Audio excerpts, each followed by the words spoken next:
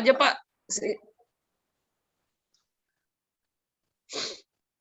Nanti aja record ya, enggak pada Tommy. Ada apa saran Bu? Ya, saya orangnya masuk. Saya mau bongkar ke YouTube kayaknya. Entah. Tapi bagian yang ini dipotong kan Pak? Diedit dulu soalnya kan?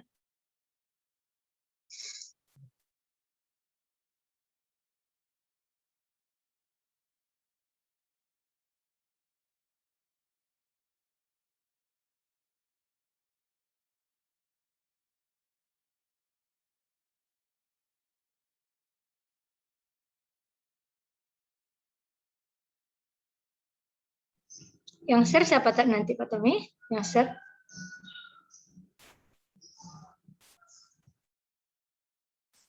Halo Bu Eka. Ya, yang share siapa nanti? Berarti saya aja ya. Saya host udah mungkin juga lah Ibu Eka. Dibagi aja. Uci yang share. Uci yang ya. share ya. Iya Bu Rani ya. Berarti hostnya harus Bu Rani lagi hostnya. Bukan, hostnya tetap Pak Tommy. Oh saya ya apa? Oke. Ya Bu Rani itu siap ya Bu Rani. Pak Tommy, di saya sinyalnya kadang kurang lancar, nggak stabil. PPT-nya Bapak aja lah Pak. PPT yang kemarin ya? Iya Pak. Atau ada tambahnya Bu Uci? Tambahnya? Sejauh ini belum. Belum Pak.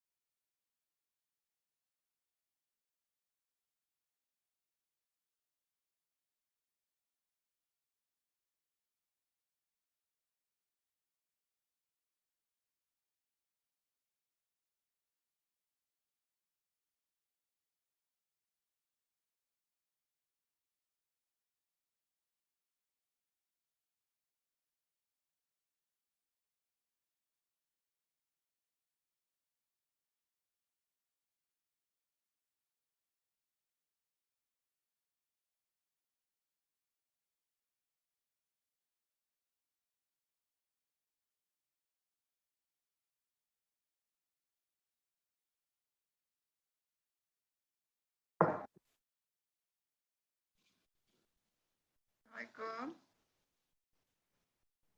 Waalaikumsalam warahmatullahi wabarakatuh. Waalaikumsalam warahmatullahi wabarakatuh. Masih 3 menit lagi ya. Kalau di jam Ibu ini 6.57 nih sekarang. Ya, Bu. Ya, Bu. Oke, ya sebentar ya.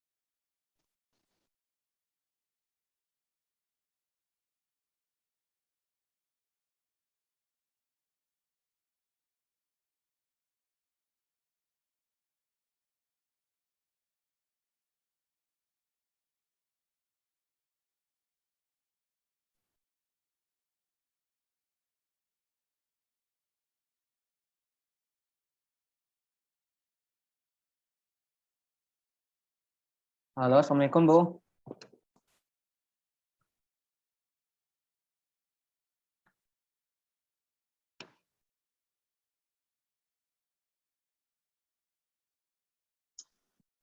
Ayo kita mulai lagi. Oh ya, Bu. Langsung aja lah ya. Kelompok 4. 4 presentasi. Nanti di belakang Ibu tambahkan. Bismillahirrahmanirrahim. Assalamualaikum warahmatullahi wabarakatuh. Waalaikumsalam warahmatullahi wabarakatuh. Bu Mayusri silakan. Ya, baik, Bu. Bismillahirrahmanirrahim. Assalamualaikum warahmatullahi wabarakatuh. Waalaikumsalam warahmatullahi wabarakatuh. Assalamualaikum warahmatullahi wabarakatuh. Alhamdulillahirabbil alamin. Assalatu wassalamu ala asyrafil anbiya'i wal mursalin wa ala alihi washabihi rasulillahi ajma'in. Allahumma shalli ala sayyidina Muhammad wa ala ali sayyidina Muhammad. Yang kami hormati Ibu Dr. Yuni Ahda MSI sebagai dosen pengampu di mata kuliah bioteknologi terapan. Kemudian rekan-rekan mahasiswa yang ada di dalam Zoom hari ini. Baiklah, kami dari kelompok 4 akan mempresentasikan tentang cloning cell dan stem cell. Yang terdiri dari saya sendiri, Mayusri Eka Putri, kemudian Bu Rani Dwi Suci Hadi Putri, kemudian Pak Tommy Apra Santosa, dan Ibu Zuhratul Mardia Amir.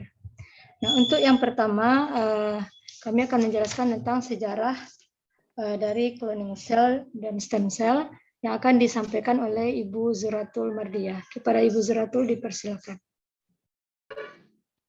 Bismillahirrahmanirrahim. Assalamualaikum warahmatullahi wabarakatuh. Waalaikumsalam warahmatullahi wabarakatuh. Baik, Bapak Ibu, terima kasih atas kesempatannya. Yang terhormat Ibu dosen pembimbing kita, izinkan kami dari kelompok 4 untuk memulai presentasi. Pokok pembahasan kita kali ini adalah tentang cloning cell dan stem cell.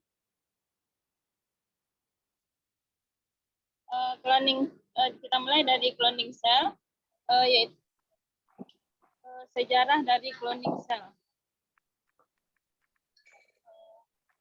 Sejarah dari cloning diserap dari kata dalam bahasa Yunani clan yang bermakna cabang, ranting, stek, atau tunas dan cangkok. Dalam bioteknologi, pengklonan merujuk pada berbagai usaha yang dilakukan oleh manusia untuk menghasilkan salinan berkas DNA atau gen, sel, atau organisme. Istilah klon sendiri pertama kali digunakan oleh Herbert John Weber pada tahun 1903. Next. Sejarah perkembangan cloning. Cloning hewan telah muncul sejak awal tahun 1900. Cloning pada hewan dimulai ketika para pakar biologi reproduksi Amerika, Blitz and King, pada tahun 1952 berhasil membuat klon katak melalui teknik transplanting genetik material dari suatu sel embrional katak ke dalam sel telur katak yang telah diambil intinya. Pada tahun 1962, Gurdon melakukan transplantasi nukleus sel usus katak atau somatik yang telah mengalami diferensiasi ke dalam sel telur katak yang telah diambil intinya. Sel telur berinti sel intestinum tersebut kemudian berkembang menjadi klon katak. Selanjutnya, pada tahun 1967, Mintz berhasil melakukan transplantasi sel somatik embrional pada stadium blastula dan morula ke dalam rahim seekor tikus sehingga dihasilkan klon tikus. Next. Pada 5 Juli 1996 sampai 14 Februari 2003, klon bernama Dolly, seekor domba betina mamalia pertama yang berhasil dikloning dari sel dewasa. Dia lahir di Institut Roslin, Skotlandia, dan tinggal di sana hingga kematiannya pada usia 6 tahun. Kelahirannya diumumkan pada 22 Februari 1997. Di tahun 1997, adanya klon sapi jantan bernama Jane yang berhasil dikloning oleh Invigen. Di tahun 1998, klon dari sebuah sel fetus kambing bernama Mira. Mira dikloning dari sel embryonik oleh Genzyme Transgenic Corporation and Tufts University. Pada tahun yang sama, peneliti dari Universitas Hawaii berhasil mengkloning 3 generasi tikus dari sel kumulus. Pada tahun 2000, Universitas Teramo di Italia mengkloning muflon dari sel dewasa. Selanjutnya, tim peneliti PPL Terapeutik berhasil memproduksi beberapa babi yang dikloning dari sel dewasa yang diberi nama Millie, Krista, Alexis, Carol, dan .com. Di tahun 2001, CC kucing betina pertama kali berhasil diklon oleh Genetic Saving Clone. Di tahun 2003, Transova Genetic and Advanced Cell Technologies memproduksi banteng pertama yang diklon dari sel dewasa kijang dan keledai. Dan keledai pertama juga berhasil diklon pada tahun tersebut. Pada tahun 2005, Seoul National University berhasil mengklon anjing pertama yang diberi nama Snoopy. Pada bulan November 2007, ilmuwan Oregon yang menyatakan berhasil mengkloning embrio kera. Kesuksesan ini dilaporkan oleh ilmuwan Australia Socrates Metalifov dari Pusat Peneliti Primata Nasional Oregon di Portland. Next. Baik, itu sejarah tentang cloning. Untuk teknik cloning sel akan dilanjutkan oleh rekan saya, Rani. Kami kembalikan ke moderator. Terima kasih Ibu Zeratul. Selanjutnya tentang teknik cloning cell akan disampaikan oleh Bu Rani. Kepada Bu Rani dipersilakan. Terima kasih, moderator. Assalamualaikum warahmatullahi wabarakatuh. Waalaikumsalam warahmatullahi wabarakatuh. Izinkan saya melanjutkan presentasi mengenai teknik cloning cell. Nah, secara umum cloning cell dapat dilakukan dengan beberapa teknik seperti embryo splitting, blastomer dispersal, kemudian itu SCNT, nuclear transfer atau somatic cell nuclear transfer. Nah, kita akan bahas dulu mengenai embryo splitting. Nah, pada teknik ini kumpulan totipoten praembrio sebelum diletakkan ke dalam resipien atau donornya, dari donor ke resipiennya dipilah menjadi dua, yang kemudian menghasilkan dua embrio yang identik atau sama persis. Nah, cara ini sering terjadi secara alamiah, yaitu dalam proses menghasilkan kembar identik. Nah, istilah pembelahan embrio atau embryo splitting atau kembaran embrio mengacu pada pembentukan kembar atau kelipatan melalui pemisahan embrio buatan.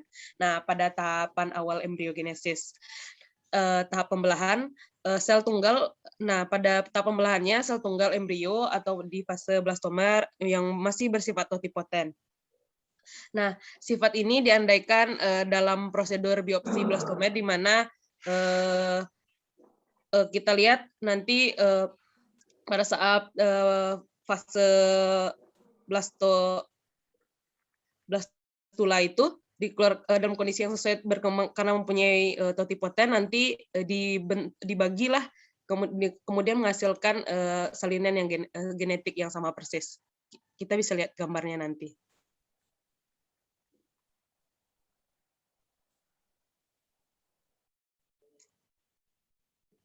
Nah, pada teknik pembelahan blastokista melibatkan pemisahan embrio pada tahap blastokista, selanjutnya dibagi menjadi dua pemisahan, dua embrio yang identik secara genetis dan dapat juga terus berkembang. Nah, tapi embrio splitting ini sering ditujukan untuk terapeutik.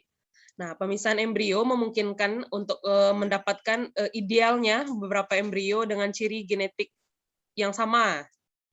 Nah, dalam konteks perawatan reproduksi berbantuan, prosedur pembelahan yang embrio berpotensi memberikan kesempatan untuk mendapatkan jumlah embrio yang lebih tinggi dengan membagi satu embrio dan meningkatkan peluang keberhasilan nidasi, dan oleh karena itu kemungkinan kehamilan seperti itu.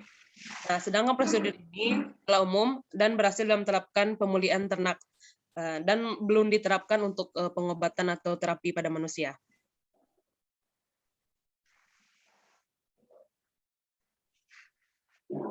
Kita bisa lihat gambarnya di situ pada tahap blastula. Nah, jadi sel-sel yang sedang aktif membelah itu diambil, kemudian dimasukkan ke dalam sel yang sudah dibuang juga intinya, kemudian didonorkan ke situ, sehingga pada hasilnya terdapat twin yang sama-sama atau kembar yang sama-sama memiliki salinan yang sama persis seperti donornya, seperti itu.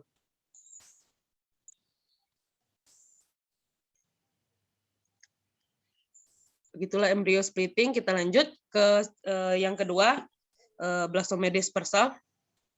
Nah, teknik ini dimulai dengan pemisahan secara mekanik sel-sel individual sebelum pembentukan blastosit.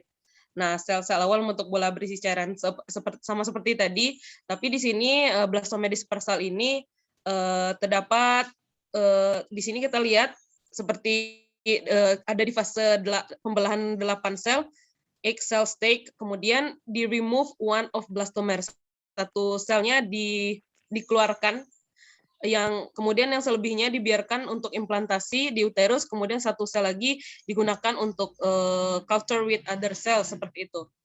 Nah, kita bisa lihat gambarnya seperti itu. Nah, tapi blastomer dispersal ini juga dilakukan pada saat fase blastula.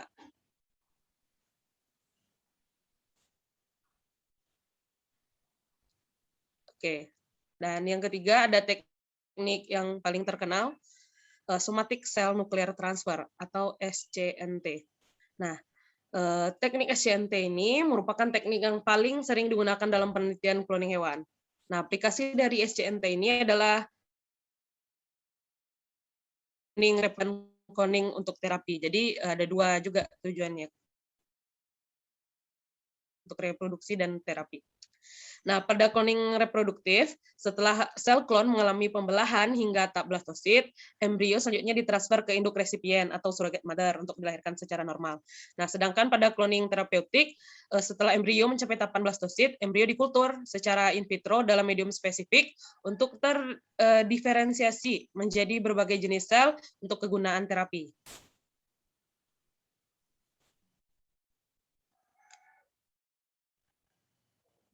Nah, pada tahapan SCNT ini, somatic cell nuclear transfer ini, pada teknik ini dibutuhkan 2 sel donor, kemudian ada sel telur. Ya, teknik ini seperti yang sudah matang terlebih dahulu, kemudian pengeluaran inti sel yang terdapat dalam ovum atau kita sebut dengan enukleasi, pengeluaran inti sel tersebut. Kemudian transfer inti sel hewan yang dikloning ke dalam sel enukleasi. Nah, kemudian ada aktivasi embrio yang baru terbentuk sehingga menginisiasi perkembangan embrionik. Nah, baru setelah itu terjadi kultur embrio in vitro, kemudian kalau setelah berkembang baru transfer embrio yang dikloning ke induk resipien.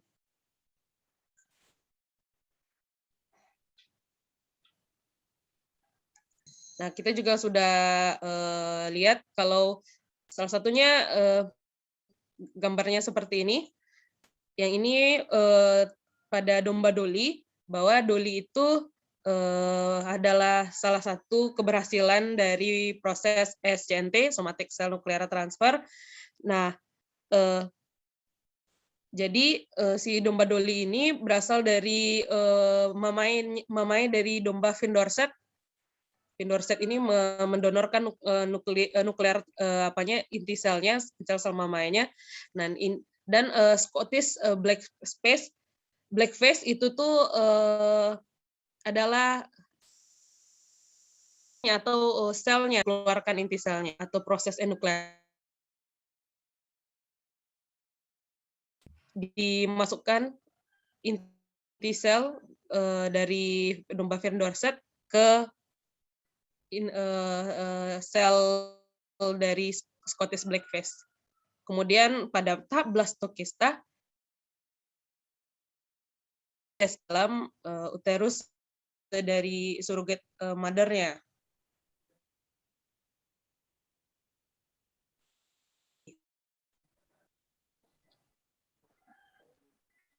Lanjut Pak Tommy.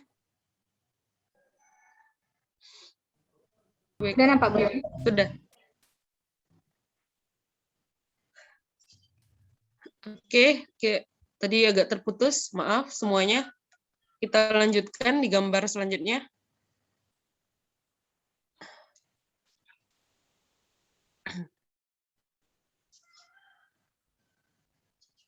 Gambar selanjutnya, Bu Eka.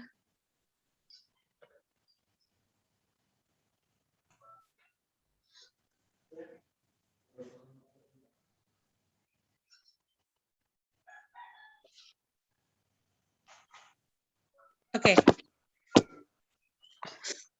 Saya lanjutkan. Nah, di gambar ini juga hal yang sama ya. Ada juga pendonoran sel somatik donor, kemudian nuklear donor sel ini juga mengalami hal yang sama yang tadi dikeluarkan, ada proses enukleasi sel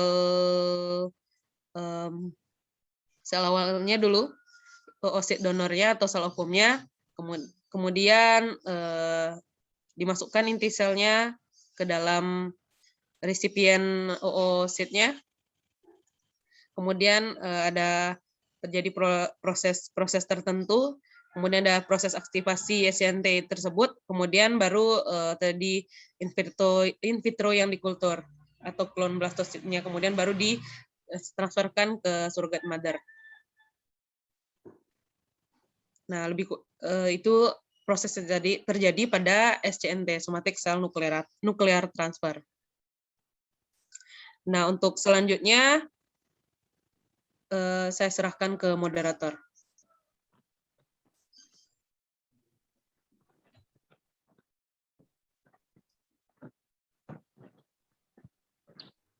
Terima kasih kepada Bu Rani. Kemudian selanjutnya tentang stem cell akan disampaikan oleh Pak Tommy. Kepada Pak Tommy dipersilakan. Bismillahirrahmanirrahim. Assalamualaikum warahmatullahi wabarakatuh. Saya akan membahas tentang stem cell. Sejarah awal dari stem cell. Istilah stem cell atau sel punca diperkenalkan pertama kali oleh ahli histologi asal Rusia 1924 sampai 1928 pada Kongres Hematologi tahun di Berlin. Alexander Maximov mengatakan bahwa dalam tubuh ada sel induk yang membentuk sel-sel darah. Pada tahun 1978, teori dari Alexander Maximov terbukti ditemukan sel punca di sumsum tulang belakang manusia yang mempunyai kemampuan untuk membentuk seluruh jenis sel darah yang ada dalam tubuh manusia. Stem cell berasal dari kata stem yang artinya batang dan sel berarti sel. Stem cell atau sel punca adalah sel yang menjadi awal mula dari pertumbuhan sel lain yang menyusun keseluruhan tubuh organisme. Next.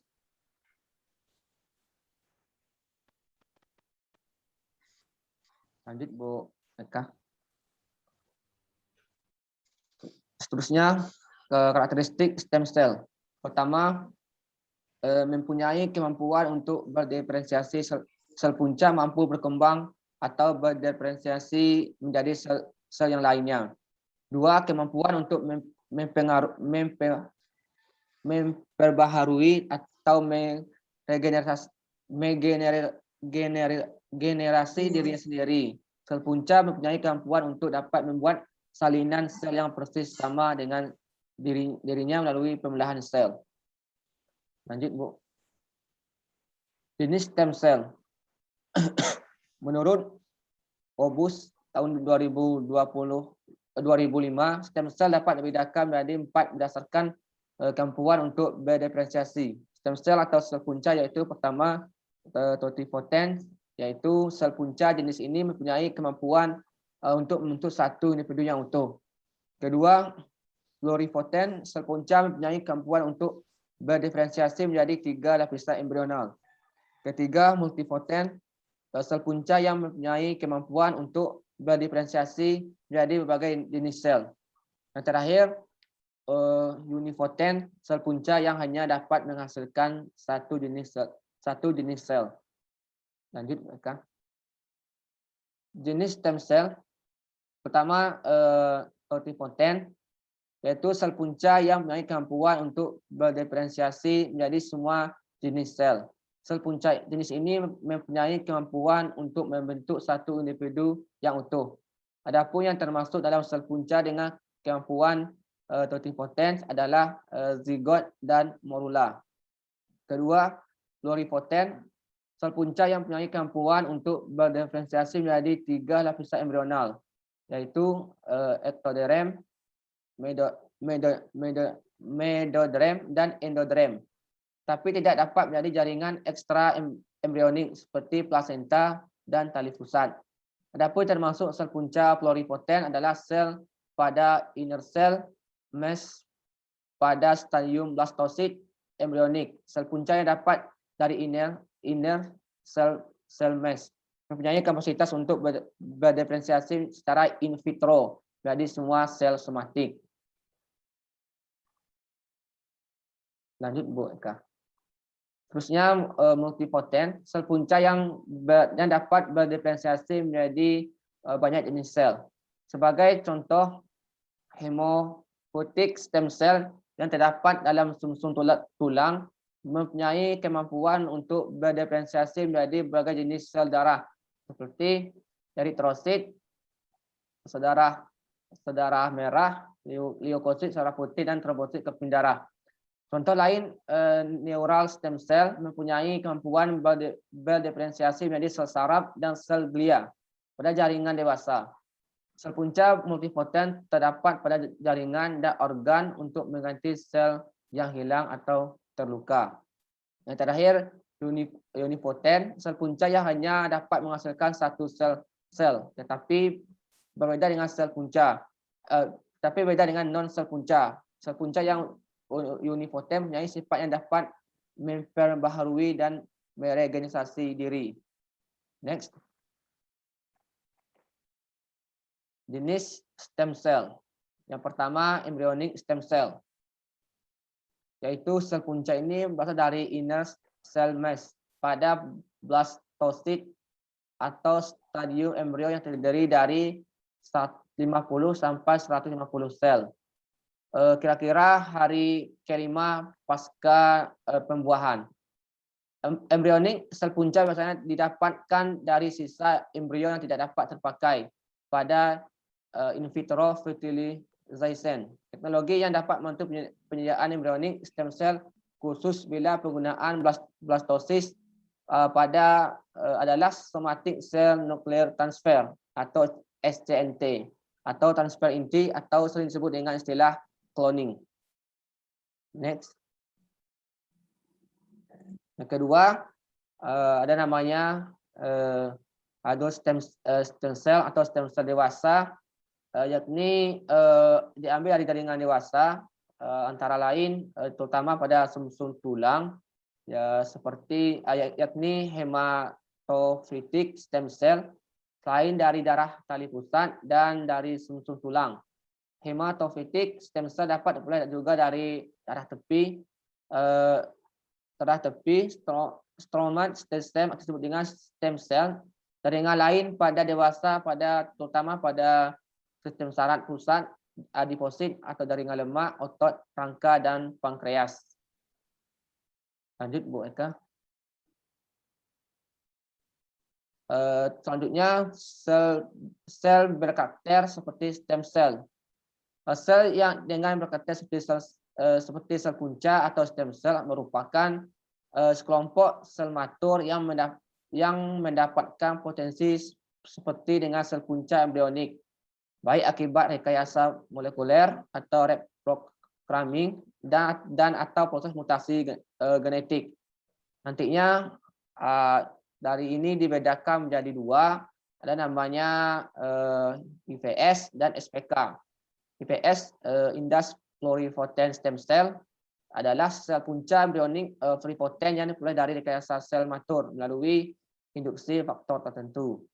Kedua, SPK atau sel punca kanker adalah subpopulasi sel kanker dalam suatu tumor dengan karakter seperti sel punca, yaitu mampu memperbaharui diri dan berdiferensiasi menjadi berbagai sel tumor. Sel punca kanker terjadi akibat mutasi genetik dan proses epigenetik, baik pada sel punca, sel progenitor, atau sel matur. Selanjutnya Bu. Ini merupakan teknik merupakan jenis atau alur dari IPS tadi. Saya lihat pada gambar ini, di mana pertama faktor transkripsi dengan bisa diperbesar Bu Eka dengan OCT3 34 nano SOX2 dan KLF4, lalu diinduksi menjadi sel somatik yang terdiferensiasi atau disebut sel matur.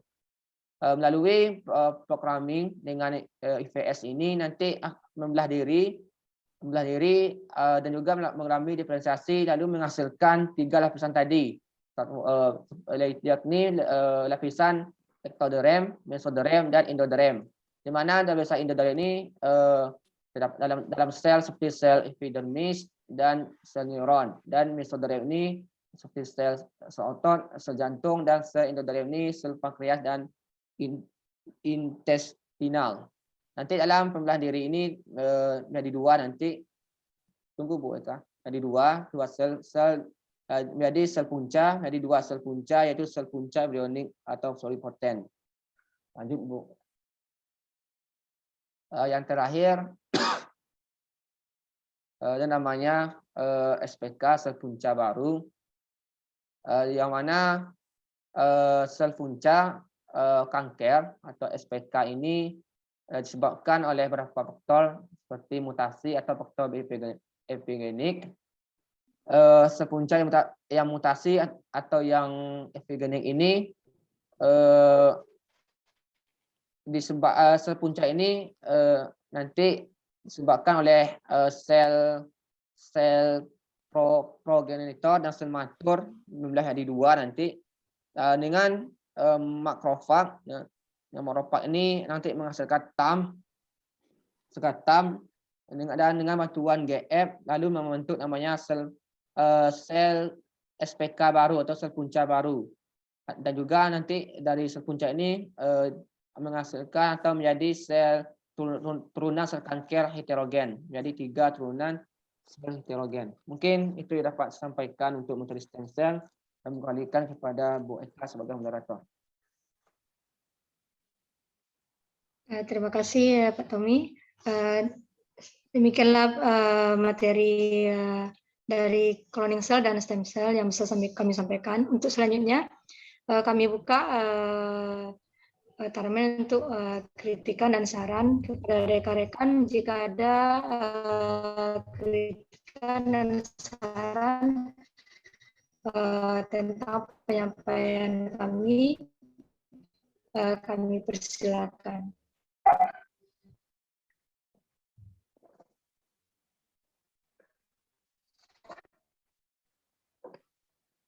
Izin Bu Eka. Silakan Pak Rafi. Terima kasih Bu. Assalamualaikum warahmatullahi wabarakatuh. Dalam mempresentasikan terkait dengan cloning dan juga stem cell. Di sini saya akan memberikan beberapa saran yang mungkin bisa kelompok penyaji untuk juga membahas di dalam pembahasan mengenai cloning maupun stem cell. Jadi di artikel yang sudah ada di e-learning maupun dari sumber yang saya baca lainnya, itu ada yang namanya metode dalam melakukan SCNT gitu. Jadi contohnya pada artikel cloning kambing ini ada beberapa method of somatic cell transfection gitu. Jadi saya pikir kelompok penyaji perlu menjelaskan beberapa metode tersebut seperti electroporation, kemudian liposuction dan nucleosuction gitu. Sebagai tambahan pengetahuan bagi kita. Kemudian yang kedua itu mengenai stem cell tadi, ada beberapa bentuk, ada multipotent, totipotent, unpotent, dan lain-lain tadi.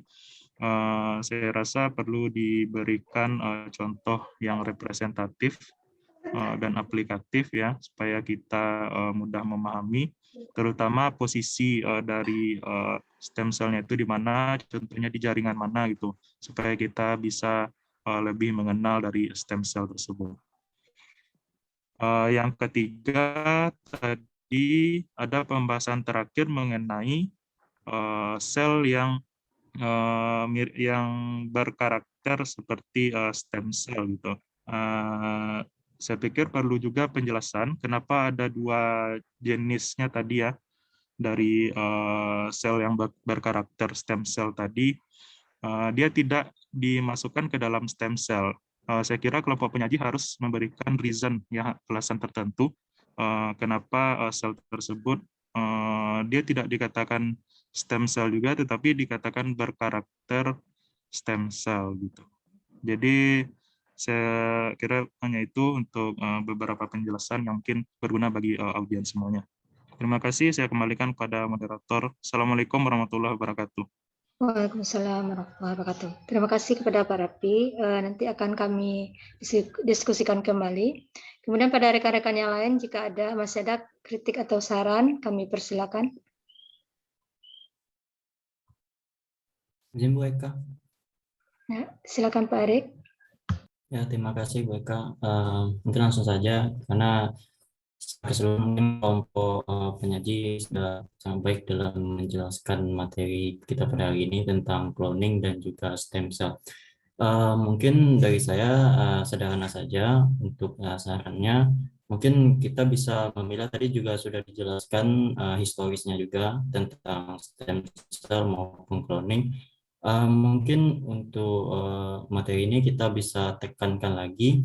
Contohnya saja pada stem cell kita tekankan tentang bagaimana historisnya stem cell ini terdahulu, dan juga bagaimana stem cell ini sekarang, dan juga bagaimana stem cell ini di masa yang akan datang gitu. Karena ini juga sangat perlu di pengembangannya, dan stem cell ini juga menjadi bahan yang sangat menarik di beberapa penelitian. Dan juga selanjutnya tadi juga sudah dijelaskan klasifikasi dari stem cell ini, dan juga mungkin kelompok penyaji juga bisa menjelaskan tentang masalah etika dalam penggunaan stem cell dan juga cloning ini. Contohnya misalnya pada stem cell itu masalah etika terkait penggunaannya pada stem cell janin, masalah etika terkait penggunaan stem cell ini, dan juga kelompok penyaji juga bisa menjelaskan mungkin, karena sebetulnya sudah dijelaskan kelompok penyaji mungkin bisa dipilah lagi, contohnya seperti titik balik dalam terapi stem cell ini gitu. Mungkin itu saja, terima kasih. Saya kembalikan kepada penyaji. Terima kasih Pak Erik. Kalau masih ada dari rekan-rekan lain yang mau memberikan kritikan dan saran, kami persilakan. Baik, jika tidak ada, selanjutnya kami buka termen tanya jawab diskusi kita. Kami persilakan bagi rekan-rekan yang ingin menanyakan tentang cloning cell dan stem. Izin bertanya, Kak. Baik, terima kasih moderator. Di sini saya bertanya tentang cloning domba doli. Di mana cloning domba doli kan itu termasuk cloning cell ya, di mana inti sel dari kelenjar mamenya si domba Pindorcet dimasukkan ke dalam sel telur dari si domba blackface yang udah dihapus inti selnya. Nah, pertanyaan saya di sini, apakah susunan kromosom yang antara si doli dengan ibunya, yaitu si domba Pindorcet, itu sama? Karena kan tadi diambil intinya, di mana yang sebenarnya kita ketahui itu cloning itu kan menciptakan individu baru yang sama sifatnya dengan induknya. Nah, di sini apakah benar sama 100%, dan apakah kromosomnya juga sama gitu? Karena dia berasal dari inti sel dari induknya. Terus pertanyaan yang kedua, itu kan doli itu berasal dari inti sel si ibunya itu domba Pindorcet dimasukkan ke dalam sel telur dari domba blackface yang udah dihapus inti selnya. Nah, pertanyaan saya di sini, apakah bisa sel inti selnya dari kelenjar mamenya si Pindorcet juga, terus sel telurnya juga dari si Pindorcet juga. Jadi dari satu individu dihasilkan cloningnya itu tanpa bantuan subjek mother. Apakah bisa terjadi seperti itu?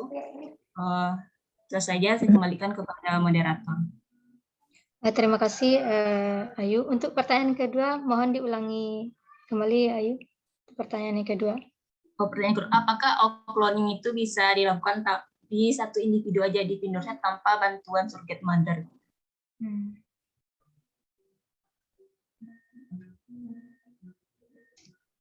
Terima kasih Ayu. Kepada rekan-rekan yang lain kami persilakan jika ada pertanyaan.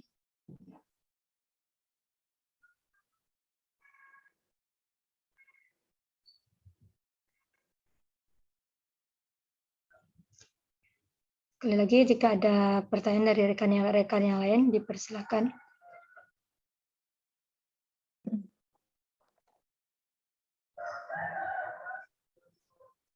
Izin Bu Eka.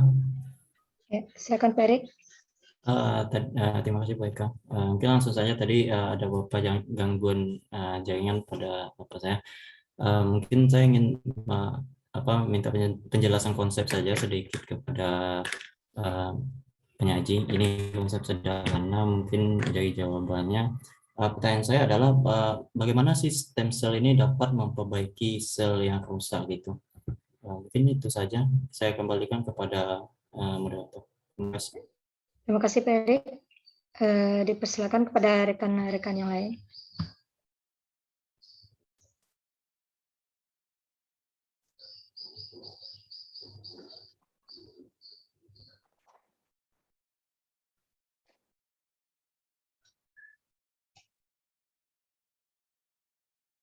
Apakah masih ada dari rekan-rekan yang lain? Kami buka satu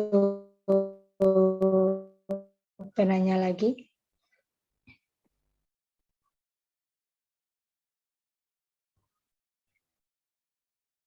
Jika tidak ada, kami coba untuk menjawab pertanyaan yang dua ini dulu kepada Bu Suci, Pak Tommy atau Bu Zuratul. Apa ada yang mau dijawab dulu?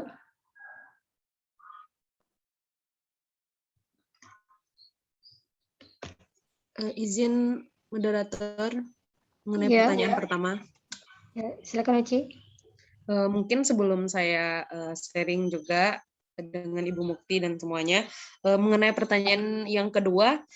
Jadi kalau kita itu kan inti selnya dari domba Vendorset, Ibu Mukti.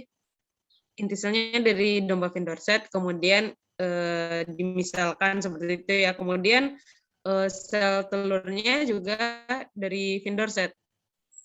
Iya. Jadi tidak ada misalnya bukan dapat.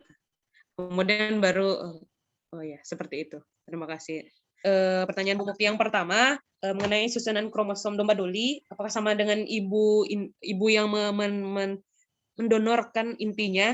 Nah, dari artikel yang saya baca juga bahwa susunan kromosom domba Dolly itu sama dengan ibu yang mendonorkan inti selnya atau yang diambil inti selnya, dan bahkan di artikel yang saya baca juga bahwa susunan kromosom dari domba Dolly ini sama persis dengan domba Vendorset seperti itu.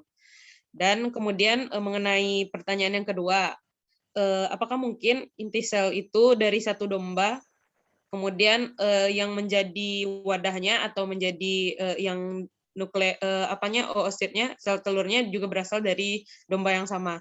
Nah, dari penelitian yang saya baca juga belum ada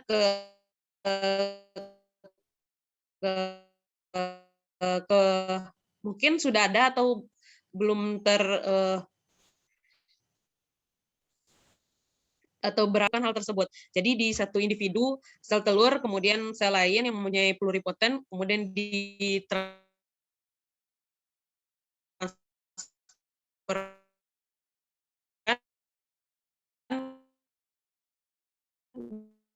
bisa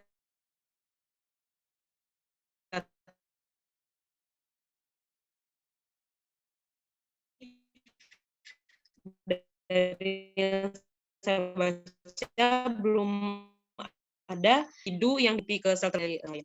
Terserahkan ke moderator. Mungkin ada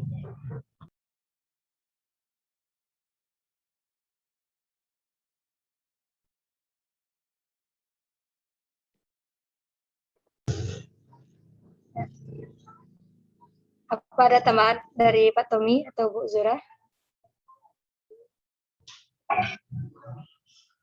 Nah, atau mungkin ada tambahan jawaban dari rekan-rekan yang lain, kami persilakan.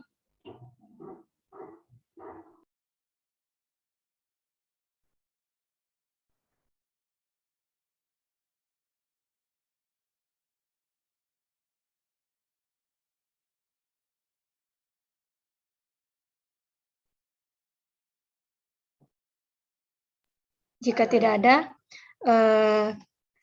Jadi jawaban yang pertama, sama kromosom dari induk yang inti sel induk yang diambil dengan dolinya. Kemudian belum ditemukan bahwa inti dan oosit yang sama itu belum ada ditemukan berhasil di cloning. Nah, kami kembalikan kepada Ayu. Bagaimana, Ayu? Oh, baik, terima kasih Bu Rani dan moderator. Berarti yang untuk pertanyaan nomor 2 itu berarti yang biasa dilakukan orang cloning itu pasti pakai surrogate mother ya, belum ada yang dari satu individu lahirlah individu yang satunya lagi. Terus untuk pertanyaan yang pertama tadi, berarti benar-benar hampir bukan hampir 100% sama antara induknya si Pinus itu dengan si Doli itu gitu. Benar sama 100% susunan kromosomnya. Ya, susunan kromosomnya sama. Gitu. Maaf Ibu Mukti, dari persentase sih belum bisa dipresentasikan. Karena dari artikel yang saya baca itu susunan kromosomnya sama. Tapi kalau 100% saya menyatakan yang artikel atau bahan bacaan menyatakan itu 100% sama, belum ada, belum saya temukan sumbernya seperti itu. Tapi kalau artikel riset tersebut iya, mungkin mengenai angka atau 100%-nya seperti itu. Terima kasih. Oke, baik. Berarti sama di arti di sini bukan sama persis 100% sama gitu ya. Belum ada penelitian sendiri. Oke, baik. Terima kasih moderator Bu Rani. Baik, terima kasih Ayu. Kemudian untuk pertanyaan Pak Erik, bagaimana stem cell memperbaiki sel-sel yang rusak? Pada Bu Rani atau Pak Tommy dan Bu Zura, dipersilakan.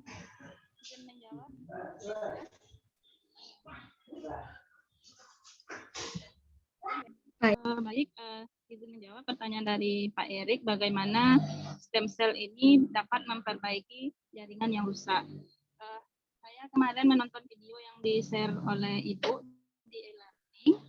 Di sana jelas dijelaskan ada beberapa contoh dari bagaimana stem cell ini bisa memperbaiki jaringan yang rusak. Ada 2 contoh. Yang pertama itu tentang stem cell yang digunakan untuk pengobatan kanker darah atau leukemia, di mana kanker darah ini merupakan kelainan pada sel darah putih yang mengakibatkan sel darah putih itu mengenali sel darah putih yang sehat sebagai musuh, sehingga ini sangat akan rusak sekali. Nah, kemudian salah satu sel punca ini dapat bekerja karena sifatnya yang tadi sudah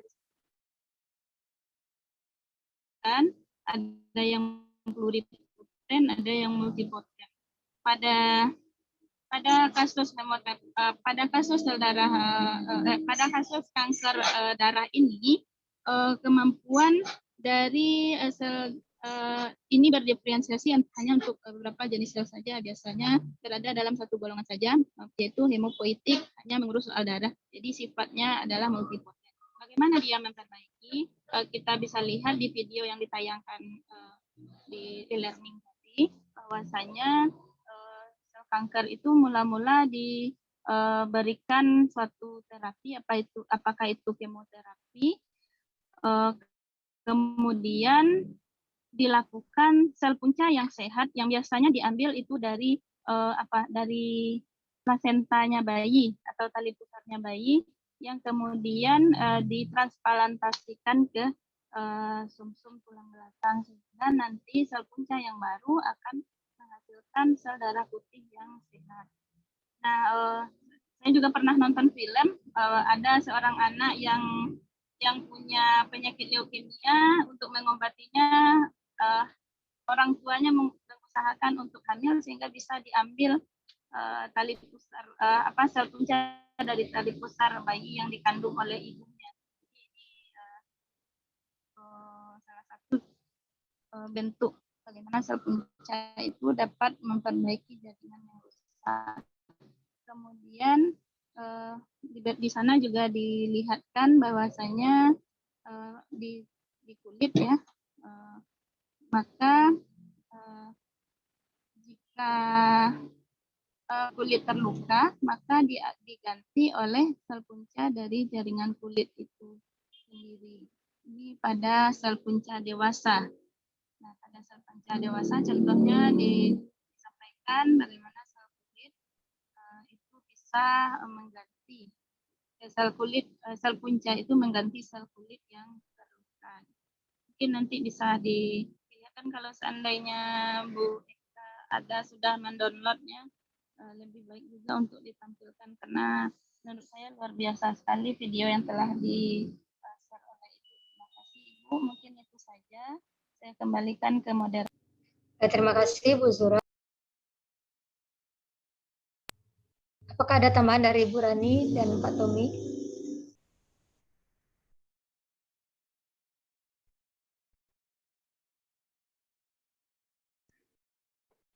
Jika tidak ada, Menambahkan sedikit Bu Orang. ya.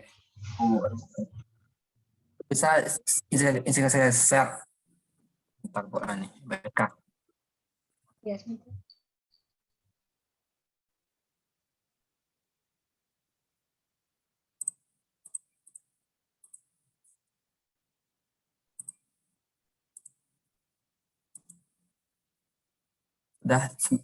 Sudah bisa Bu.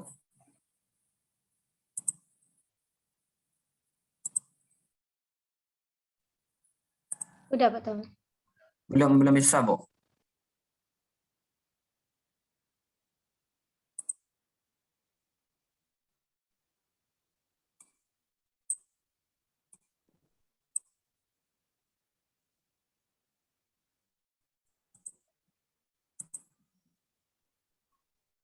Jadikan host saja. Udah Pak Tommy? Tommy. Belum. Bapak Bu, saya kenal lebih besar, saya baca aja. Ada sebuah artikel saya dapatkan tentang terutama ya peranan sel punca atau stem cell dalam penyembuhan luka. Nah, tadi yang tambahan untuk Ibu Suratul tadi adalah menambahkan di sini, saya nambahkan sedikit bagaimana stem cell ini berperan dalam penyembuhan luka. Di mana secara normal penyembuhan luka itu melalui 3 fase, yaitu fase inflamasi. Soalnya ada gambar, karena tidak bisa di screen, saya baca sedikit secara ringkas saja. 2, fase proliferasi, dan terakhir fase remodeling atau moderasi.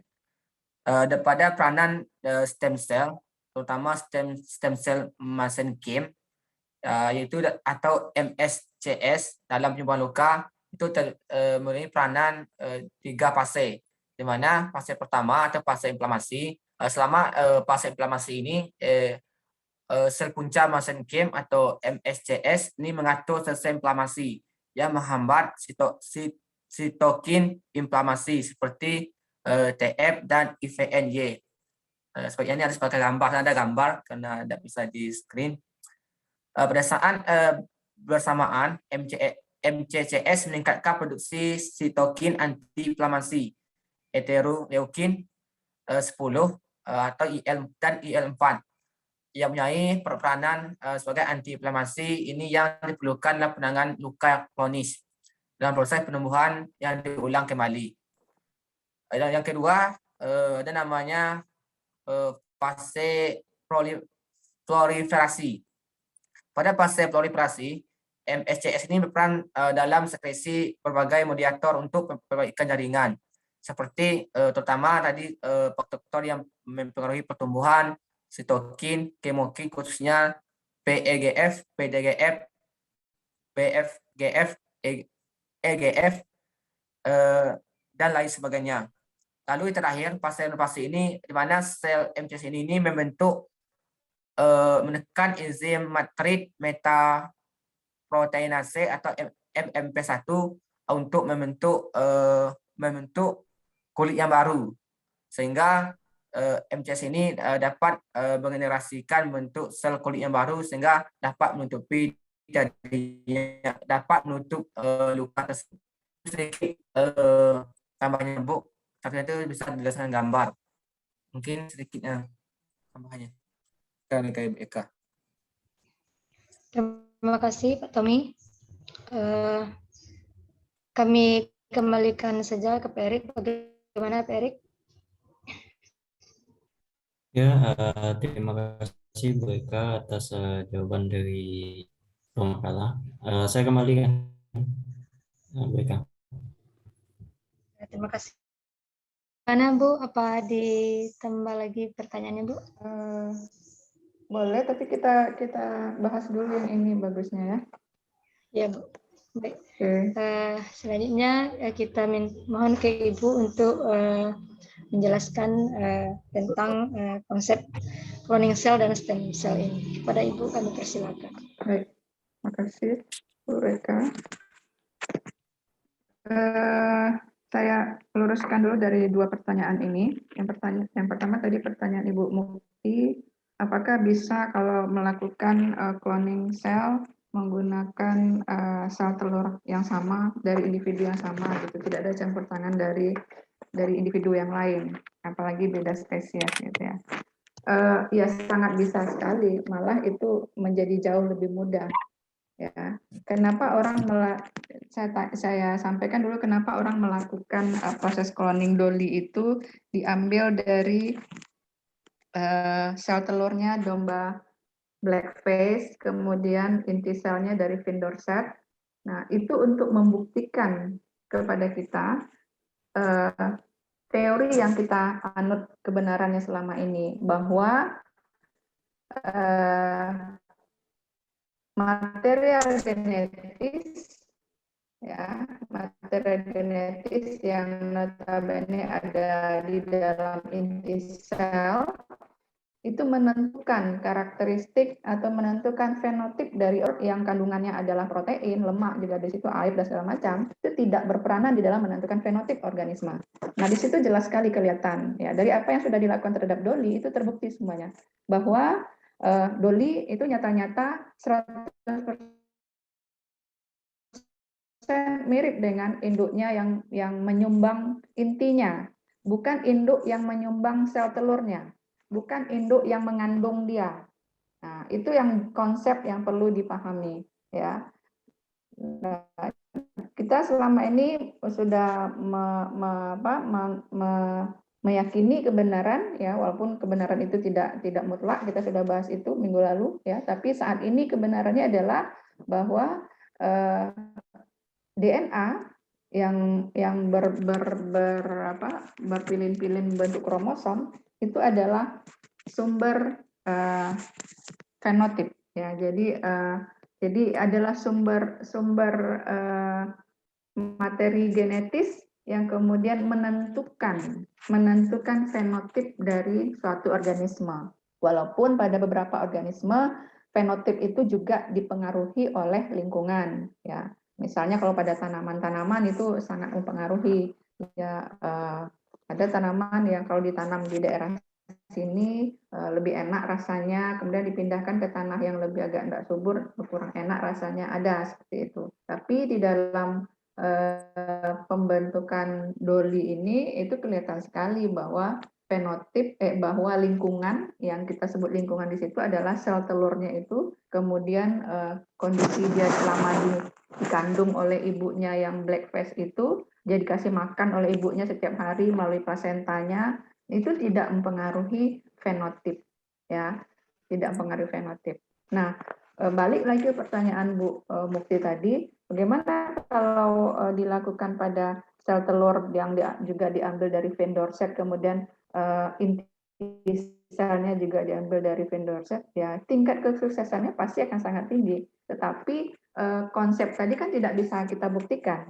Nah, konsep kebenaran mengenai materi genetis itu dimiliki oleh DNA bukan oleh protein, kan kita tidak bisa melihat ya, tidak bisa melihat. Kenapa saya katakan kesuksesannya lebih tinggi? Karena ada faktor sistem imun yang berpengaruh kalau kita melakukan proses seperti yang dilakukan pada Dolly. Di makalah yang saya share itu disampaikan bahwa tingkat kesuksesan melakukan SCNT, ya, somatic cell nuclear transfer atau SCNT, somatic cell nuclear transfer itu tingkat kesuksesannya hanya 1-5%. Nah, artinya apa itu? Banyak sekali kegagalan, ya, seperti ya dalam tanda kutip menghasilkan Dolly itu, ya, itu tidak sedikit sel telur yang dikorbankan, ya. Ada, saya tidak tahu, lupa saya, ada di makalah yang saya share untuk Dolly itu banyak sekali sel telur yang dikorbankan. Artinya banyak kegagalan sebelumnya, gagal sampai akhirnya para ahlinya ya bersorak gembira akhirnya dapat juga satu si Dolly gitu ya. Nah, kenapa gagal? Karena banyak terjadi penolakan oleh sistem imun di dalam sel. Ya, jadi ketika inti sel dari si Findorset dimasukkan ke sel telur, kemudian kan itu kan dikembangkan di luar terlebih dahulu ya sampai mencapai berapa sel, mungkin 4 sel, 6 sel gitu atau 8 sel, itu baru ditransplantasikan ke rahim dari induk blackface. Nah, itu kemudian dikenali sebagai benda asing di dalam rahim blackface. Karena itu bukan berasal, tidak 100% bukan berasal dari dirinya. Karena walaupun sel telurnya punya dia, tapi kemudian inti sel yang mengendalikan pembelahan itu sendiri itu kan bukan dari dia, sehingga itu dikenali sebagai benda asing, dan itu yang menyebabkan banyak sekali kegagalan itu, ya. Belum lagi kegagalan di dalam menginduksikan inti sel itu sendiri, ya, karena ketika inti selnya itu dimasukkan ke dalam sel telur, inti sel ini inti sel itu kan berasal dari inti sel yang sudah berdiferensiasi. Jadi tingkat kegagalan di situ, Ibu tahu kalau sel yang sudah berdiferensiasi, ya, sel hewan dan termasuk sel manusia, kalau dia sudah berdiferensiasi, maka sel itu tidak bisa berkembang menjadi tidak bisa bersifat totipotensi, ya, artinya dia tidak bisa menjadi sebuah individu, dia hanya bisa berkembang menjadi jaringan itu saja. Nah, kita itu sudah dibuktikan banyak, ya, misalnya sel kulit nih kan adalah sebuah sel yang sudah berdiferensiasi, atau sel saraf atau sel jantung atau sel apalah gitu ya. Nah, ketika kita biarkan dia di medium, kita kultur dia, ya, nggak akan mungkin dia menjadi manusia lagi, atau misalnya sel kulit kambing gitu kita kultur, dia nggak akan bisa dia jadi kambing lagi, ya. Tapi kemudian ketika orang melakukan pembuatan Dolly itu, dia kan inti sel itu diambil dari sel mame, ya, sel mame dari Findorset. Itu sel mame adalah satu contoh sel yang sudah berdiferensiasi, ya. Jadi kalau sel mame itu saja kita biarkan di medium, dia hanya bisa menjadi sel mame, ya. Apapun lah protein yang dikasih di mediumnya itu yang terbaik, ya, nggak akan bisa dia jadi kambing gitu. Nah, sekarang ketika inti sel mame, kenapa dia bisa seperti itu? Nah, itu dulu ya. Kenapa dia hanya bisa berkembang jadi sel mame? Karena gen-gen yang hidup di dalam selnya itu hanyalah gen-gen untuk menghasilkan sel mame saja. Sementara gen-gen yang lain, dia kan genom itu ya, genom kan keseluruhan gen ada di situ. Gen-gen yang lain itu di-off-kan, off. Ya. Oleh sebab jadi kenapa ada kita sekarang punya sel kulit, punya sel jantung, punya sel hati, punya sel. Kenapa dia tidak berkembang menjadi sel yang lain? Ya, karena dia sudah gen-gen yang ada pada sel-sel yang sudah berdiferensiasi tersebut, hanya yang on itu hanyalah gen-gen untuk perkembangan sel itu. Nah, sekarang ketika dia dimasukkan ke dalam inti sel telur, ya, inti selnya ke dalam sel telur, ke dalam sel telur yang sudah dienukleasi tadi, ya. Jadi tadi istilah Bu Mukti juga ya tidak dihapus ya, masa inti sel dihapus. Inti selnya itu udah dikeluarkan gitu ya, di nukleasi ya. Jadi inti sel telurnya dikeluarkan, kemudian digantikan dengan inti sel yang berasal dari sel mame tadi. Nah, inti sel dari sel mame itu kan adalah inti sel yang pertama dia diploid, yang kedua dia sudah ya seperti tadi sudah merupakan inti sel dari sel yang sudah terdiferensiasi. Yang saya katakan tadi, gen yang on tadi hanyalah gen-gen untuk sel mame saja. Ya. Nah, sekarang dia dimasukkan ke dalam sel telur. Apa yang diharapkan? Apakah yang diharapkan dia akan berkembang menjadi sel mame atau berkembang menjadi embrio? Menjadi embrio kan? Ya, Bu. Nah, artinya itu adalah sebuah usaha yang luar biasa. Meng-on-kan gen-gen untuk perkembangan embrio dan sekaligus meng-off-kan gen untuk perkembangan sel mame tadi. Ya, itu bukan pekerjaan yang mudah. Ya, jadi faktor-faktor transkripsi yang harusnya menempel kepada gen-gen untuk perkembangan sel mame itu dihalangi untuk nempel ke sana, dan dia harus nempel ke gen-gen yang diperlukan untuk perkembangan sebuah embrio. Ya. Nah, itu yang dilakukan orang dengan cara katanya memberikan denyutan listrik, memberikan ada bahan-bahan kimia tertentu. Nah, di situ saja tingkat kegagalannya itu luar biasa banyak. Ya, itu yang menyebabkan banyak sekali sel-selnya yang tidak berkembang. Belum lagi di tahap kedua, nah tadi yang saya katakan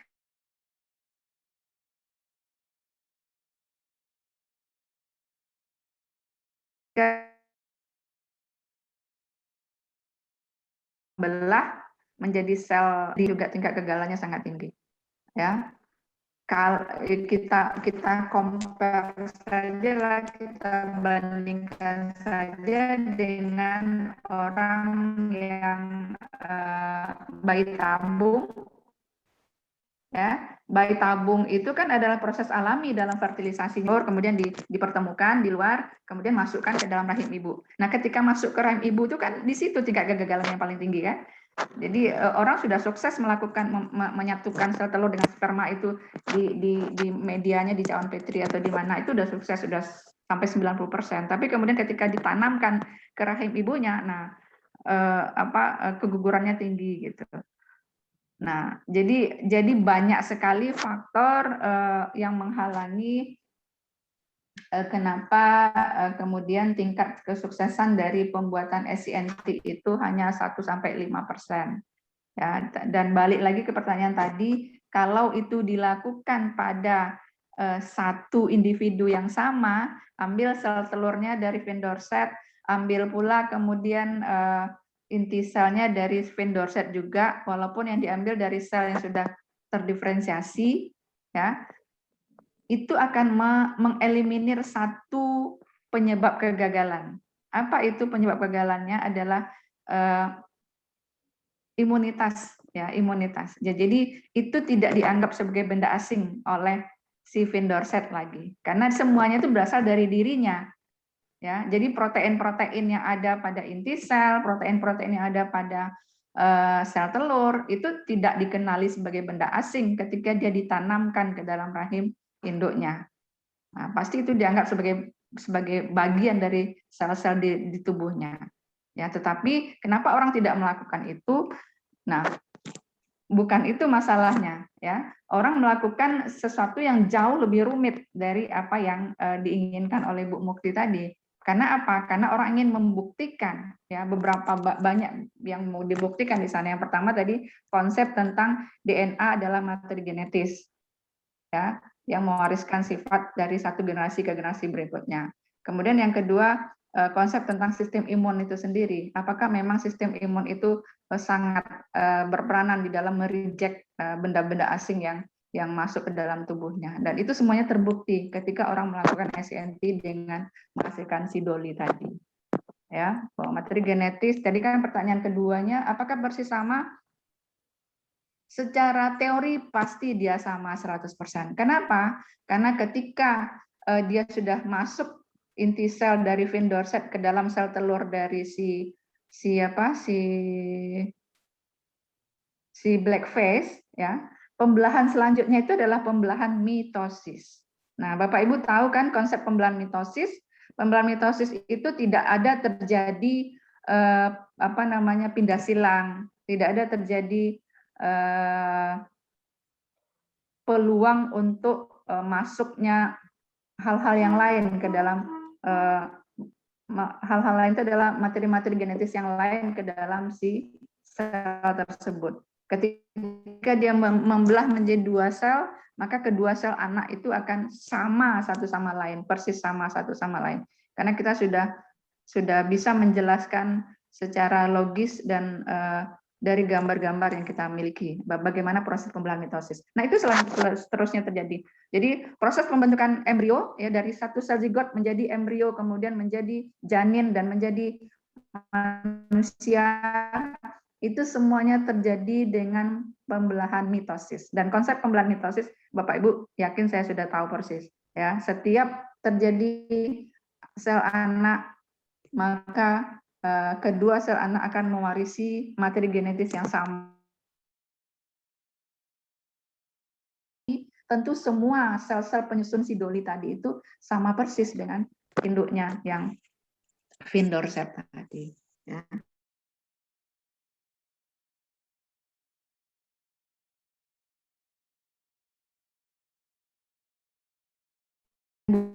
Bu Mukti, kalau saya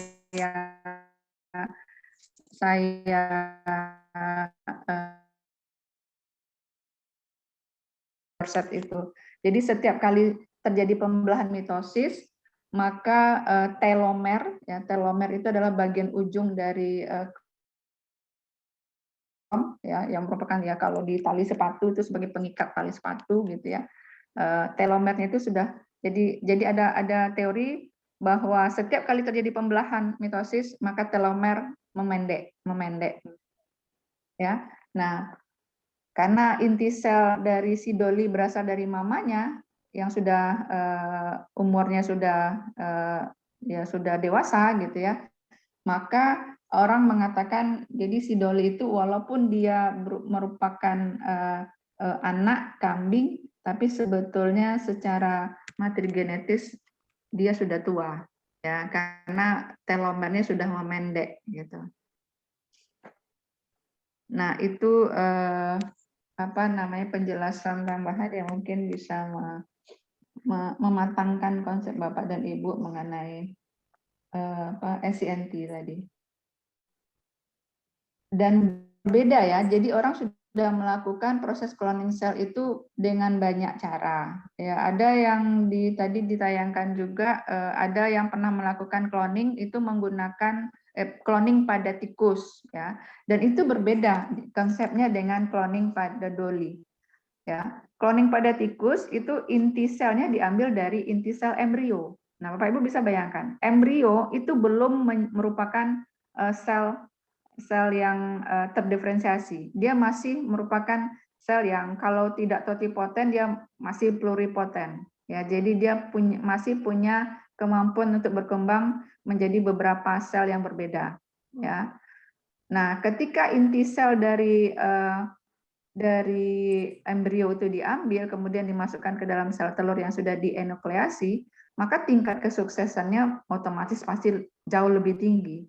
Ya, karena apa? Karena dia inti sel itu masih mirip-mirip dengan sel telur itu sendiri, dengan embrio, maksudnya inti sel dari embrio itu masih mirip dengan zigot. Ya, jadi gen-gen yang aktif pada embrio itu pasti banyak yang sama dengan gen-gen yang aktif pada sebuah zigot, gitu. Ya. Sementara itu akan jauh sekali berbeda kondisinya dengan yang terjadi pada Dolly. Ya, Dolly itu diambil inti selnya dari sel mame yang sudah berdiferensiasi. Ya, yang secara normal tidak akan bisa lagi kalau dia dikultur, tidak akan bisa lagi dia menjadi seekor kambing. Ya, tapi kalau embrio, ya tidak akan sulit lah membuat dia menjadi seekor kambing utuh lagi gitu ya.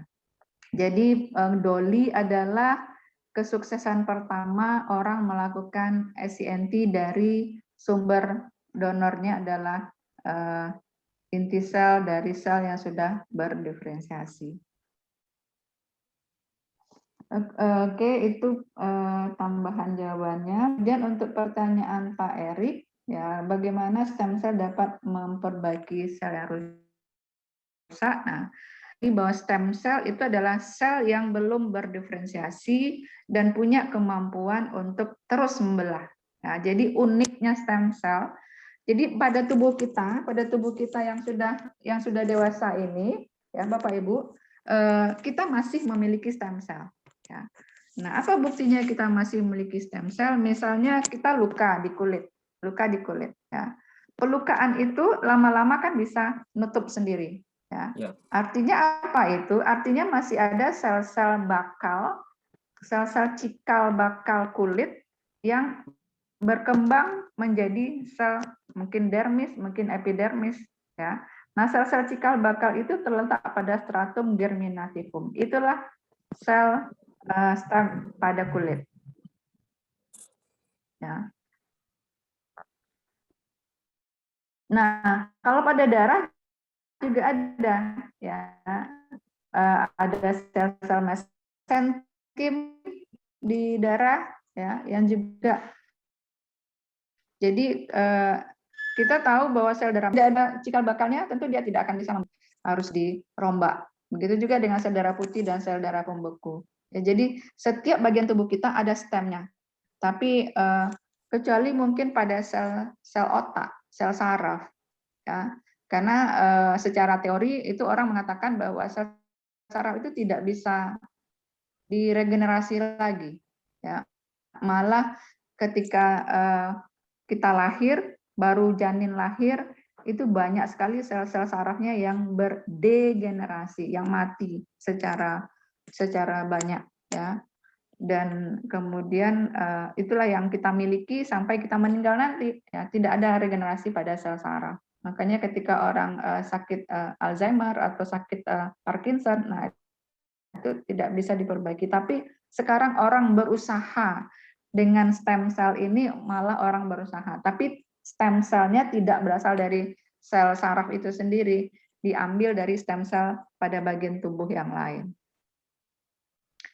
Nah, tadi pertanyaannya kenapa dia bisa, ya, karena ketika, jadi stem cell itu kita bayangkan adalah sebuah sel yang bulat, ya, bulat saja baru, ya, belum tentu dia akan jadi apa, ya. Kalau sel yang sudah berdiferensiasi, sel kulit dia kotak-kotak, gitu ya. Kalau sel saraf dia kan runcing-runcing. Kalau sel hati dia agak bulat-bulat gimana gitu. Kalau sel ginjal juga agak beda-beda dikit gitu ya. Kan ada bentuknya spesifik masing-masing. Tapi kalau sel stem ini kita bayangkan bulat seperti bola aja. Dia bisa menjadi sel apa saja. Nah, bayangkan itu. Tapi tergantung dari stemnya dari mana. Kalau stemnya berasal dari embryonic stem cell, dari embrio, ya, dari zigot misalnya, atau dari sel blastula morula, dia akan bisa berkembang menjadi sel apa saja, ya. Jadi ditaruh di mana saja, termasuk di sel saraf tadi, dia akan bisa menjadi sel saraf ketika ada di sana, ya. Tapi kalau sel stemnya berasal dari sel apa namanya, pluripoten, ya. Nah, dia punya kemampuan berdiferensiasi terbatas. Ya, kalau pluripoten itu misalnya kalau pada sel darah, dia hanya akan berkembang menjadi sel darah saja. Bisa sel darah merah, bisa sel darah putih, bisa sel darah pembeku gitu ya. Tapi dia tidak bisa jadi sel yang lain. Misalnya dia jadi sel saraf, nggak bisa dia gitu. Atau jadi sel otot, dia nggak bisa. Jadi sesuai.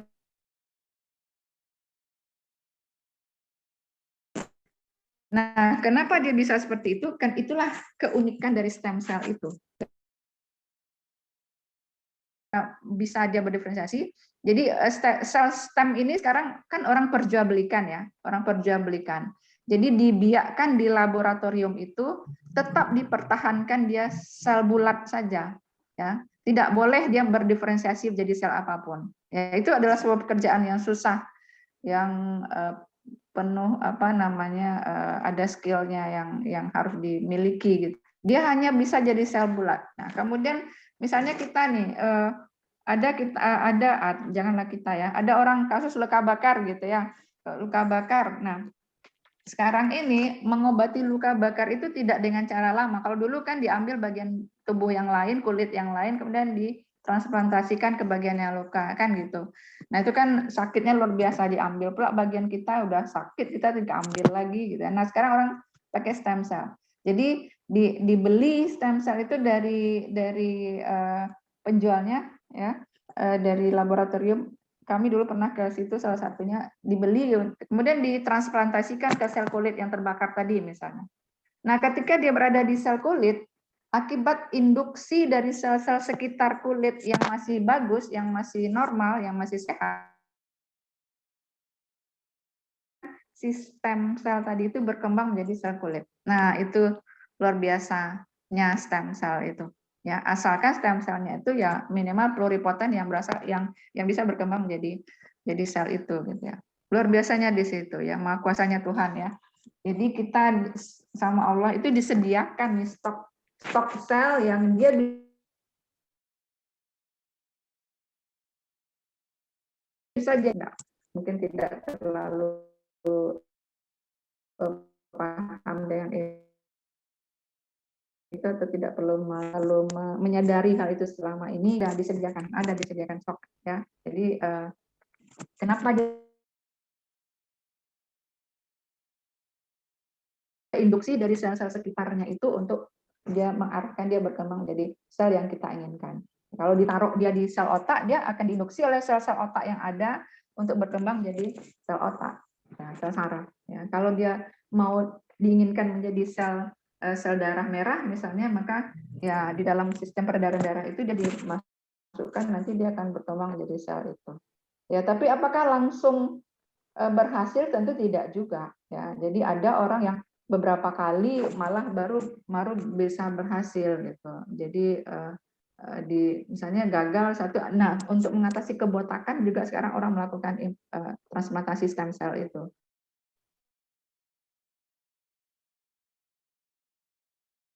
Mau jadi sel rambut lagi, maka ditransplantasikan ke kulit kepala. Nah, efek samping dari stem cell, nah ini juga mungkin Bapak Ibu harus tahu juga ya.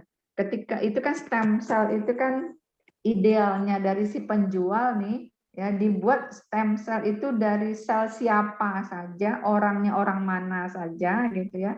Kemudian diharapkan dia bisa dipakai oleh siapa saja. Jadi alo apa namanya itu? Ada pula istilah saya lupa ya.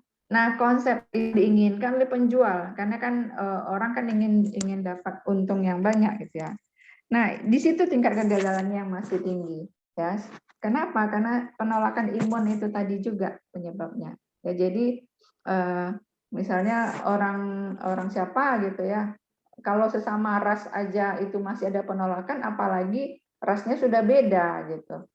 Ya, yang paling tinggi kesuksesannya ya berasal dari bagian tubuh sendiri atau ya misalnya kita punya anak, plasentanya dititipkan ke bank plasenta, satu saat kita pakai. Nah, itu tingkat kesuksesannya lebih tinggi karena penolakan imunnya tidak terlalu tinggi karena dia menganggap itu bagian dari tubuh sendiri.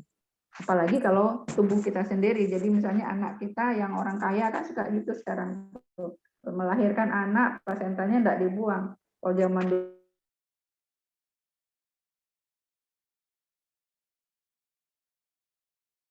kan plasenta, kalau anaknya butuh itu bisa dipakai lagi. Nah, itu tingkat kesuksesannya sangat tinggi karena itu adalah bagian dari tubuhnya sendiri. Tidak ada sistem imunnya yang akan menolak. Nah, kalau terjadi penolakan yang sering terhadap stem cell yang dimasukkan ke seseorang atau yang diimplantasikan ke seseorang, maka akan menjadi autoimun dia. Jadi penyakit akan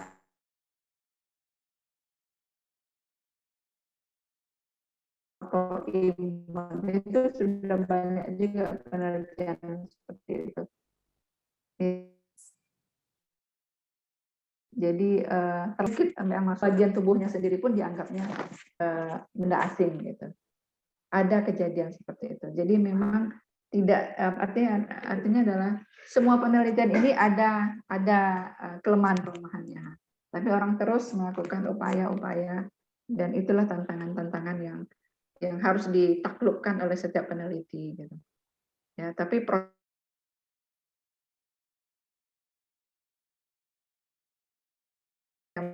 sel itu regenerasi kulit yang sudah tua gitu. Orang-orang melakukan itu untuk bagi kecantikan. Ya, nambah tinggi hidung dan segala macam. Ini pakai silikon, nah itu kan ada efek sampingnya juga, mana tahu lebih bagus dengan ini ya. Jadi ya cita-citanya bagus-bagus semua gitu ya. Tapi ya kalau bagi kita orang Islam ini juga ada apa juga, ada kehati-hatian juga. Nah, stem cell itu memasukkan benda lain, bagian dari tubuh orang lain ke tubuh kita itu nah itu hati-hati juga. Jangan sampai melupakan agama juga di sana. Tapi kita selalu mengikuti perkembangan teknologi. Tapi untuk mau dipakai atau tidak itu cerita lain ya.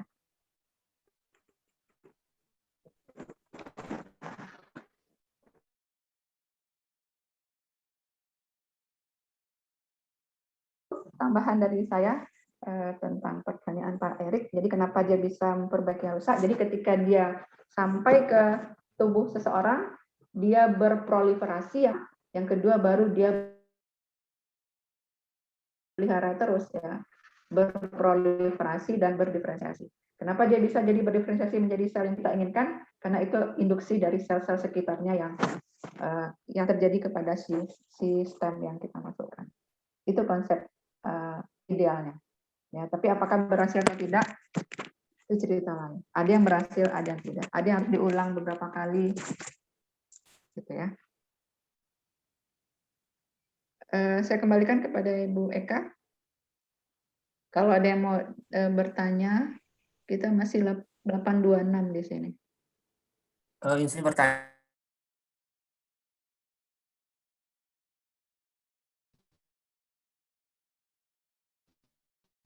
Ya, silakan. Waalaikumsalam.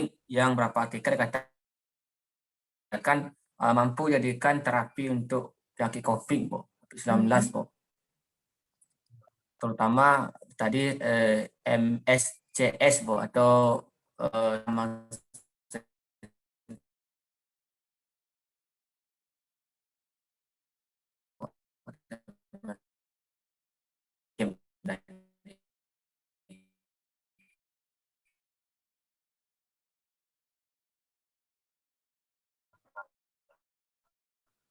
dan juga sama tanpa kita makan vaksin, Bu, beberapa vaksin yang kita kenal, apakah mampu mengobatkan penyakit COVID-19, dan pertanyaan kedua ini, apakah teknik dari STNT ini juga diterapkan dalam terapi tersebut, Bu? Oke. Ada dua pertanyaan dari Pak siapa namanya, lupa nih. Ada nama isinya. Pak Zoom Edu, Pak Tommy. Pak Tommy, maaf Pak Tommy, lupa. Maklum udah tua. Nah, yang pertama, kenapa bisa sel mesenkim stem cell mesenkim ya itu kan baru dalam tahap penelitian ya Pak Tommy ya. Kenapa bisa apa nama itu dijelaskan bahwa mesenkim stem cell itu bisa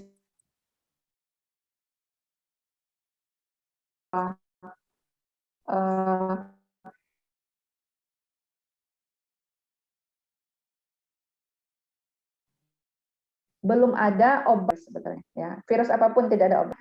Karena sistem imun kita yang mengalahkannya ya. Nah, sistem imun itu ada dua, sistem imun humoral, ada sistem imun selular ya.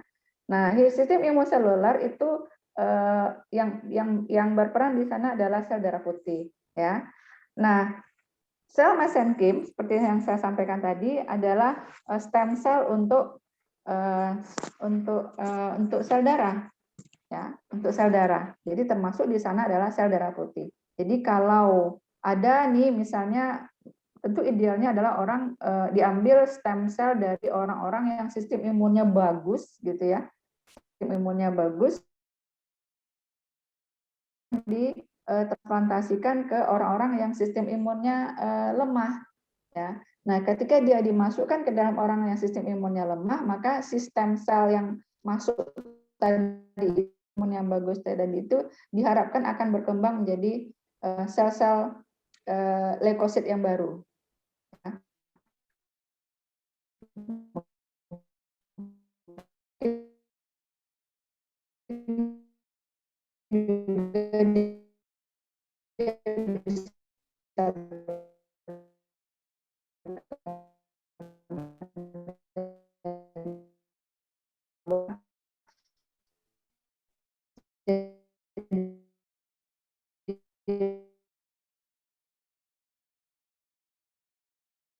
Tadi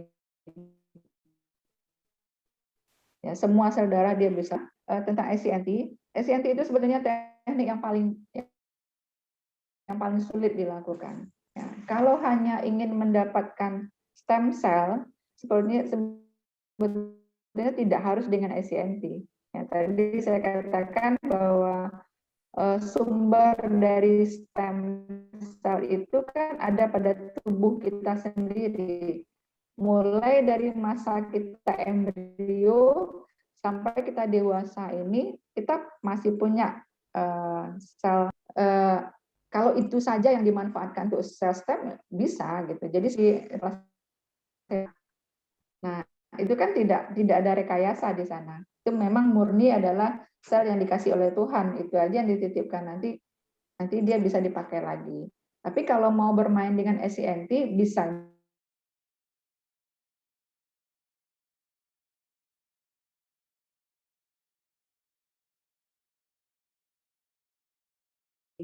Orang kan kalau yang namanya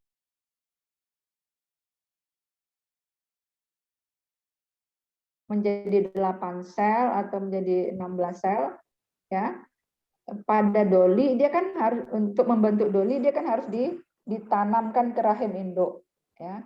Tapi kalau mau dikembangkan menjadi sel stem, dia tidak pernah ditanamkan ke rahim induk, dia cukup dibiakkan di labor saja, dibiakkan terus, diinduksi terus. Nah, itulah sel stem. Kemudian kalau ingin jadi sel apa gitu ya. Misalnya ada sekarang orang ingin memproduksi sel beta pankreas.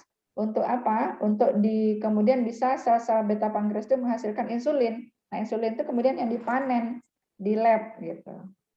Nah, jadi bedanya antara SCNT, antara membentuk doli dengan SCNT untuk menghasilkan stem cell ya, kalau ingin membentuk doli ya atau teman-teman yang lain itu ditanamkan ke rahim induknya. Tapi kalau tujuannya adalah untuk stem cell, dia tidak pernah dimasukkan ke tubuh induk, dia tetap dipelihara di laboratorium.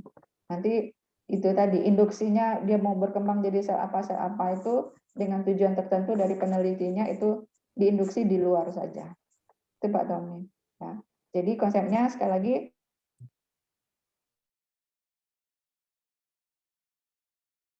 sel stem itu tidak harus berasal dari kegiatan SCNT ya, sel tangan manusia. Mulai dari berupa embrio, berupa zigot itu sendiri sudah merupakan sel stem.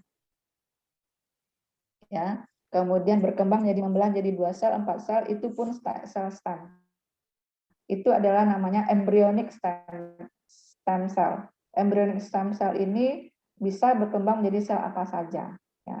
Tapi ada juga adult stem cell. Nah, yang kedua adalah adult stem cell. Jadi stem cell yang berasal dari orang dewasa. Kalau adult stem cell dia tidak bisa berkembang menjadi sel apa saja. Dia punya keterbatasan karena dia sudah berdiferensiasi. Ya. Mesenkim tadi yang ada di peredaran darah itu hanya bisa berkembang menjadi sel-sel darah saja. Nah, kalau stem cell yang ada di kulit dia hanya bisa berkembang jadi sel kulit. Stem cell di tulang apakah ada? Ada.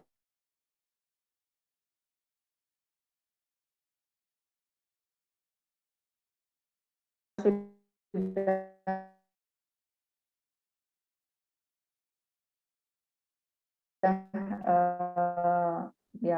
di atas 25 atau 30 itu stem cell tulang itu sudah sangat susah untuk diinduksi. Nah, Oke, itu satu lagi mungkin yang terkait dengan pertanyaan Pak Erik tadi tentang etika. Adakah kaitan etika dengan penggunaan stem cell dan pembuatan cloning cell? Ada, sangat ada. Ya, jadi orang sekarang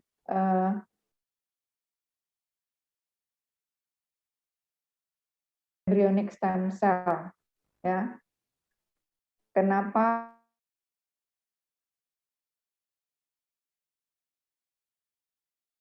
Itu, ya kan? Tapi kemudian dia tidak pernah ditanamkan ke rahim induknya,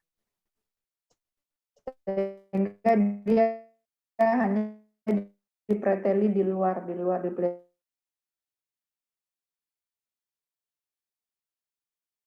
tidak langsung. Nah, itu yang tidak dibolehkan. Jadi makanya sekarang orang memanfaatkan. Si Ian Wilmut merasa ini sia-sia nih, empatnya mau diapain? Ya kalau diminta lagi sama si ibu, kalau enggak kan sayang gitu. Nah, disitulah dia bereksperimen untuk mengembangkan stem cell pada awalnya. Ya, tapi kemudian eksperimen itu sekarang dinyatakan tidak legal lagi karena itu bisa itu artinya adalah menghilangkan nyawa. Ya, seharusnya dia menjadi seorang janin hidup bernyawa. Nah, yang dilakukan oleh si Ian Wilmut tidak pernah ada nyawa di situ, gitu ya. Oke, 8.40 udah 2 menit lagi jadi 8.40 udah cukup ya. Kita tutup lagi ya kuliah ini ya. Bu Eka diawalilah menutupnya dulu. Ya. Terima kasih pada Ibu atas penjelasan Ibu. Demikianlah perkuliahan kita hari ini. Kita ucapkan alhamdulillahirrahmanirrahim. Kami sebagai moderator, jika ada kesalahan kami mohon maaf. Terima kasih atas partisipasi Bapak Ibu. Assalamualaikum warahmatullahi wabarakatuh. Waalaikumsalam. Oke, ya. Bu pamit ya. Ibu, Terima kasih Bu. Terima kasih Bu. Ya, Assalamualaikum. Waalaikumsalam.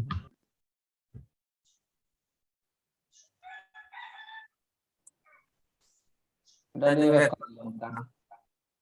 Nanti satu aja nanti, Pak. Gimana Pak Tommy? Sudah direkod.